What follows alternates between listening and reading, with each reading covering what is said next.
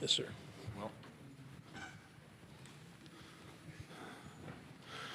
We have the coach, and he has some opening remarks for us.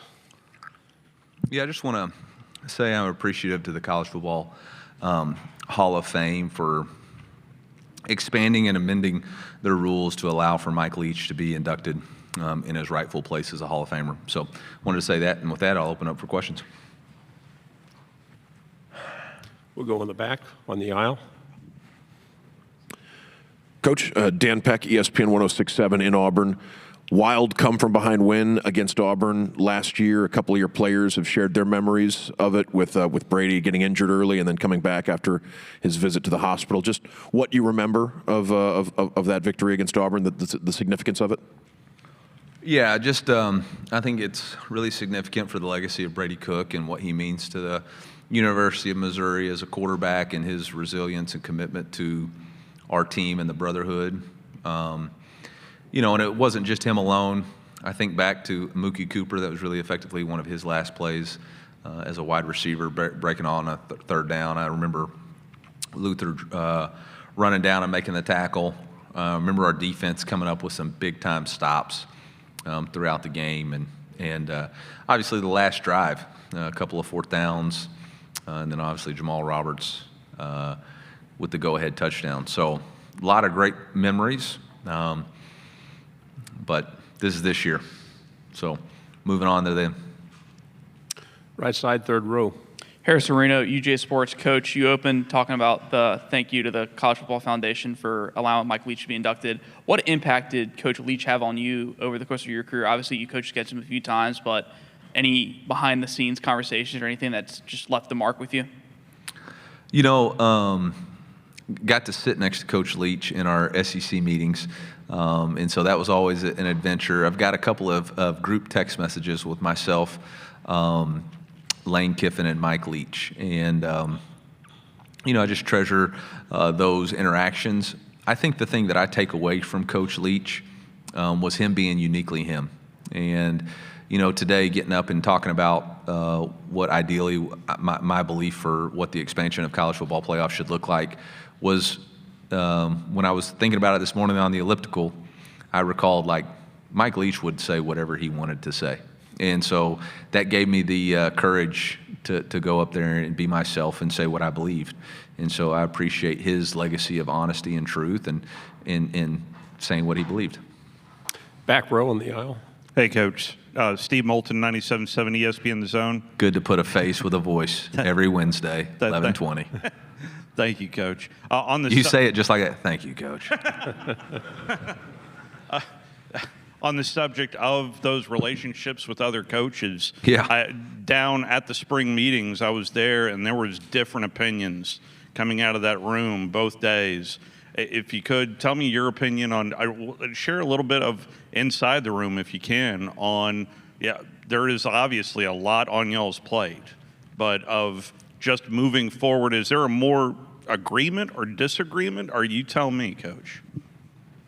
I think it's very interesting. I'm going on my sixth season here. The first year I was in the SEC head coaches meetings. Obviously, there's not very many of us left. But it was a totally different approach, almost adversarial. A lot of not much talking, definitely not much handshaking interactions. And now it's not that way at all.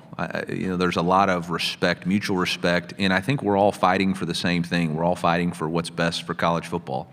There's differences of opinions in those rooms because what's best for University A may not be best for what's University, E, F, and G. And so, you have to fight for what's best for your players, your team, and your university. And I think we have a lot of respect for each other. I think we understand the challenges that we face every day. And those challenges are external, they're internal, they're challenges to raise a family in this game. And I think there's a mutual respect for all of us trying to fight to do it the right way. Middle, fourth row, please. Hey, Coach, how you holding up? How am I holding up? Yeah. I could use a Diet Dr. Pepper. I ain't going to lie about it. But, other than that, I'm good. Just on Kevin Coleman Jr., how important was it to get him in the portal, and what do you expect out of him this year? Man, that was really big. We recruited Kevin out of high school. Kevin went and blazed his own path and did a heck of a job in college football and had an unbelievable season last year in the SEC. And for him to have the ability to come home, to play in his home state, have his family be able to come and watch him, and it is going to be really a remarkable thing.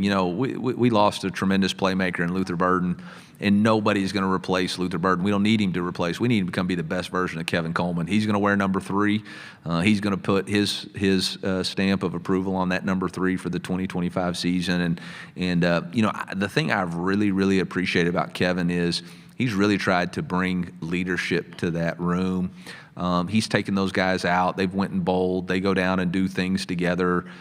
He went and rode horses with Ahmad Hardy. I mean, the guy is he's an incredible teammate. He was one of the guys that went with us to Harmon's, Jamaica. He's little, but he's strong. He's strong. He worked really hard, and I'm really proud of him. Right side, third row. Coach, you landed a big transfer, obviously multiple big transfers. We've landed a lot of big transfers. One of them being Damon Wilson. What have you seen from Damon, and what do you remember about the process of getting Damon to Mizzou? Man, Damon Wilson, what a tremendous addition to our football program. When we look back and said, okay, where do we have to improve in order to make another jump? In one of it was, we've got to be able to pressure and create pressure at on the quarterback with rushing 4. And Dame's a guy who was able to create pass rush abilities. He's very good against the run, but he's got just a great ability to get to the passer. Got a chance to go in-home visit with Dame, and honestly thought we were going into that in-home visit, thought we were dead in the water. But we were able to get a chance to visit with him, his mom, and his dad, and convince them to come on a visit. And I think, when you can get somebody on campus and put your best foot forward and develop a relationship, you got an opportunity, and we were able to do that. And Dame's been awesome. He knew Darius Smith on our team. And I'll say this. He visited with a young man who had went to the University of Georgia from the University of Missouri. He called Dominic Lovett and asked him. And I can't tell you how much I appreciate Dominic Lovett and what he said about the University of Missouri and myself, and really sang our praises. And that meant a lot to me, and it meant a lot to Damon. Front row in the middle. Hey, Eli, Hey. I'm curious, with all this depth and talent that you have on defense, what did you like that Corey Batoon was able to do in year 1, and that continuity coming back for another year? Yeah, I thought Corey did an excellent job of carrying over the nuts and bolts of the scheme, but adding his own flavor to it. I think we were a little bit different last year defensively based off the players that we had and what we needed to do. I think this year you're going to see you're just going to continue to see an expansion of what his defense looks like. I really just appreciate Corey's low ego, high output approach. He's always searching for the best idea, and the best idea is what's best for our staff and our players and putting those guys in a great position. He's got an excellent way of getting details taught to our staff and to our players, and he works very collaboratively with the other coordinators, Coach Link and Coach Moore, to get the best result. And we're very fortunate and appreciative. And hopefully in the next couple of days there'll be an announcement of us getting him a contract extension. Right side, fourth row. Coach Davis Baker, WSFA Montgomery. Last week, Congress introduced the SCORE Act, which would kind of be a federal regulation for NIL transfers, a couple other things. Wondering if you've seen that, if you have any reactions, and do you feel like there should be a federal standard in college athletics? Yeah, I think college football is one of the intricate fabrics of the United States culture and heritage.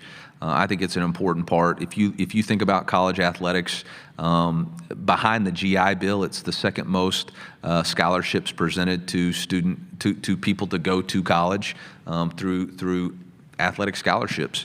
And if we're not careful, we're going to be taking away opportunities. Whether we're talking about Olympic sports, female sports, we're going to spend ourselves into oblivion for a couple of major sports, and that would be very, very unfortunate. And so I think this is something that Congress needs to address, and I think it's something that's very important. And it has nothing to do with limiting what players can earn. It's all about what we can do to provide opportunities for the most number of students. And I think it's an important piece of legislation that can go a long way in preserving opportunities. Not everybody's going to go play pro, but people need and deserve an opportunity to get out of some of the socioeconomic status places that they're in, some of the poverty that they're in, or have an opportunity to go to college. I didn't get a chance. I wasn't good enough to play college athletics, but I'll never forget when my dad told me, hey, your mom and dad can't pay for you to go to college. You're going to have to earn a scholarship to go. And fortunately for me, I was blessed enough to earn academic scholarships. But the movie Pistol Pete Maravich, that's what his dad told him. You're going to have to earn an athletic scholarship to get an education. And there's a lot of first-generation college graduates in our locker room. And I would hate for those opportunities to be lost because people are sitting on the sidelines. Sport has a unique way of bringing people together. More and more in a digital age of society where people don't interface, college athletics brings us together. And on Saturdays in the fall, we love the game, but I don't know that we love the intricacies of the game. I think we love everything about the game. We love the tailgating, the being with friends and family. We love being a part of something bigger than ourselves. We love going watching March in Mizzou and the spirit squads and the smells and the feelings that we have when the B-2 flyovers from Whiteman Air Force Base are going to fly over, and the significance that has for us as Missourians now with what they heroically did just a couple of weeks ago. All that matters. And let's not lose sight of that because we're sitting on the sideline saying, well, that's somebody else's job. Two final questions here and then over here. Tyler Shaw with KBTX in College Station. Last year, the Texas A&M game, there was some pregame motivation that some of the players had talked about. Yeah. Will Lee, who nicknames himself the Blanket, he's actually here at Media Days. Yeah, good player from St. Louis. Where did that kind of stunt, I guess, come from, the blanket and everything? Yeah. I think about that game, and I think about how bad of a job I did all week. Whether it was in the press conference on Tuesday talking about the quarterback position, or not having our team prepared. We had played, I think maybe 4 straight home games, and that was our first road game after a bye, and didn't have our focus the right way. We were a step slow. So everything about that game, we got to learn from, and we've got to do a much better job. In fact, it's something that we've decided we need to do a little bit differently in fall camp. With us having 6 home games, how do we make sure our team is prepared to go on the road when we go to Jordan Air Stadium? So, there's a lot of things that we can learn from that experience. Right side, back row. Trevor Denton, Way 31. You guys are 10-1 in one-score games your last 2 seasons. Why have you guys been so good in close games lately? I think first off that's a tribute to our players. Players make plays. Players are the guys that have to believe in each other and execute and not give in. And so I would think that's a tribute to our players and those guys and our staff executing in the moment. But it's a good stat. I hope we can keep it going. Coach, thank you very much. As always, a good job. Thank you, MIZ.